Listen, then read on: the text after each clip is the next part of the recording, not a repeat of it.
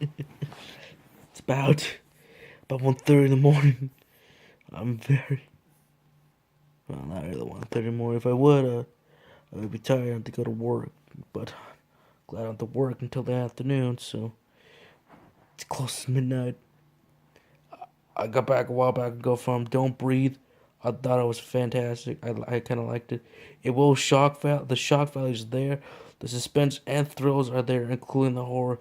So this is very interesting. Now, I know some people might be a little disgusted saying, well, why would they shoot this? Again, it's like, it's one of those horror movies, horror slash suspense slash thriller movies that if you're, it doesn't like you have to be brave enough.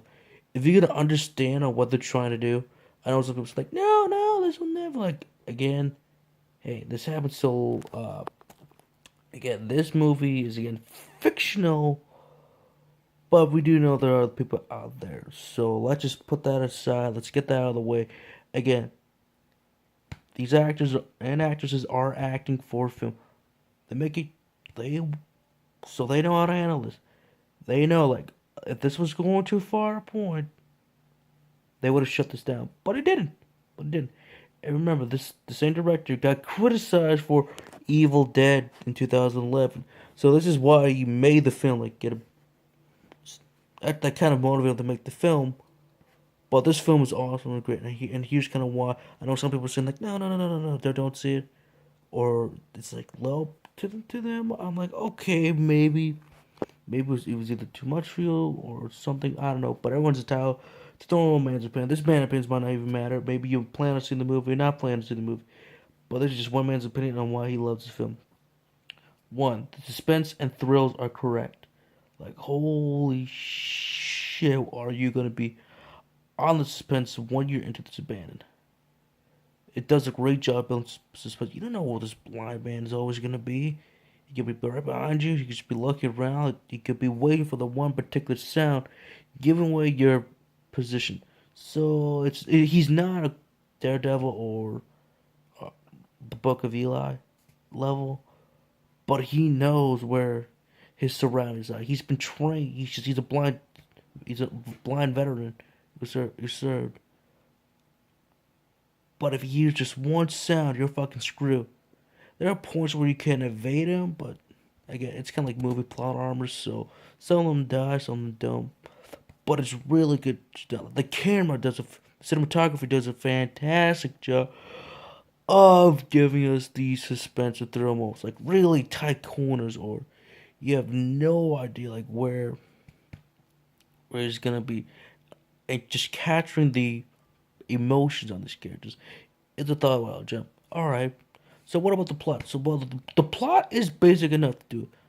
These three kids start robbing rich people. One of them, a female protagonist, forgot her name already because it, the suspense of thrills really caught my more attention. But what she's doing is why she's robbing the rich is to make enough money for her and her younger sister to escape from her parents and go to California to live a much better life. And that's a notable cause. But do robbing for the rich isn't, yeah, but let's move on from that. But they need more money to get to California. And luckily, one of her friends, like, okay, rumor has it this blind guy here has money. The rumor has it he's rich and he's over 300K. Okay, or a lot of money, 30K. It's 3K, 3K, but it's not for her to get the fuck out of here. So they do it that night and rob him. But then everything goes down south from there. But first, I felt really bad, and that's a plan.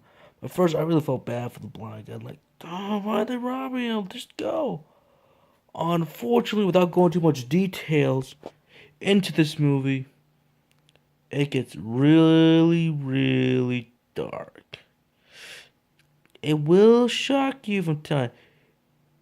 Now, I went this with my colleagues from work, so it's like four of us there. Two of them started to cover up. One kind of didn't, but I kind of won the challenge. But holy shit, this get dark. It's not. It's not. It does get dark, so that's why I kind of like it a bit. It got me suspense. It got me to pay attention to this more, and that's why it's kind gonna be a little difficult. It does get dark, get to creepy places at a point, but then he kind of does make. Okay, so yeah, but kind of how you're doing it, guy. It's not the blind man. You are really starting to cross that line. So there's that's basic the plot, and there might be a little spoil. I might kind of spoil it for you, but it's a good film. All the actors and actresses like okay, so we got four main ones besides film. The mom and dad, the little sister, and one other person. But I think they do a good job. They do a good job of portraying this kid like the blind man. Like so I think it's a general from James Cameron's Avatar. Yeah, it's this pop out drag. It's that actor. He does a fantastic job of playing our victim, a blind guy who was our victim at first, then ultimately just this cruel guy. He does a fantastic how he gets the emotion. He convinces you that he's really is blind, but he's not dumb. He can handle himself very well.